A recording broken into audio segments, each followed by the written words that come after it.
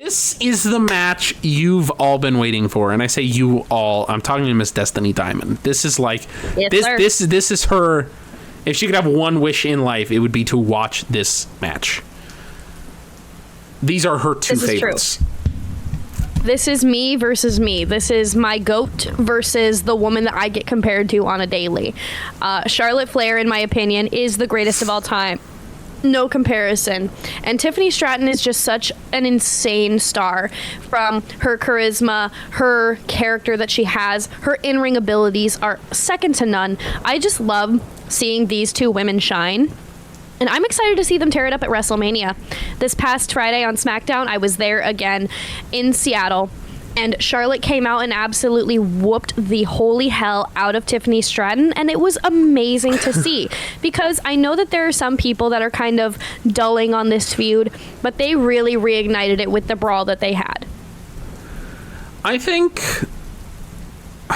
Charlotte kind of has a history of going into business for herself, in terms of, like, we saw it with the infamous title exchange between her and Becky Lynch. We've seen it.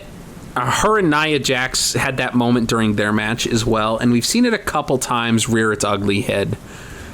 And I think as long as that doesn't happen in this match, this has the potential to be one of the greatest women's matches in wrestling history, not just WrestleMania history. But at the same time, this has the potential to be one of the biggest train wrecks in wrestling history. It's going to take two to tango on the grandest stage of them all. And if they both don't come to play ball, it's not going to be pretty. It'll be fun. It's not going to be pretty. Well, you talked about Charlotte going into business for herself, and I think that if anybody is going to stand up to Charlotte going into business for herself and put it down, it's gonna be Tiffy. We saw it with the promo battle that they had, where Tiffy talked about 0-3 and Charlotte brought up Ludwig. If there is one person that can step up to Charlotte and get on her toes and say knock it off, or to dish it back to her to a high degree, it's Tiffany Stratton. She has had a meteoric rise to the top, and it's been beautiful to see, and it is so much deserved.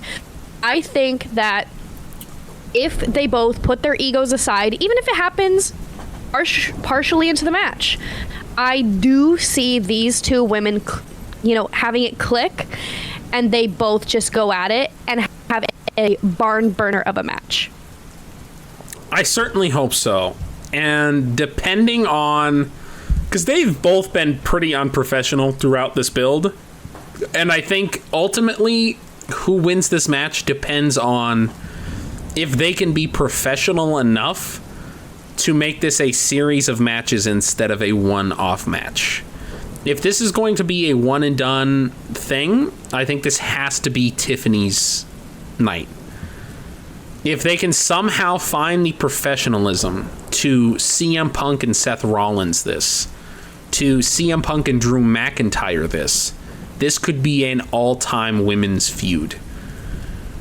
And I would absolutely love nothing more than to see this feud actually get dragged out, to have Charlotte win at WrestleMania, have people absolutely hate her. And when I say win at WrestleMania, I don't mean babyface Charlotte beats heel Tiffany. I mean WrestleMania 13, Bret Hart, Steve Austin, to where it's a moment where they lay into it so much that it seems like Charlotte's going into business for herself, and leaves a mess of Tiffany Stratton in the ring, to the point where Tiffany has this ultimate sympathetic feel to her, and Charlotte leaves a mega heel. And you let Tiffany have a couple months off, to kind of, so when she comes back, she gets that babyface pop. People are pumped to see her, but at the same time, there's a lot.